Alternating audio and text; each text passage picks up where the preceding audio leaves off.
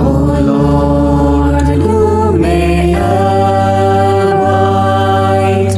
in your tent, Who does no wrong to a neighbor, who casts no slur on a friend, who looks with scorn on the wicked, but honors those who fear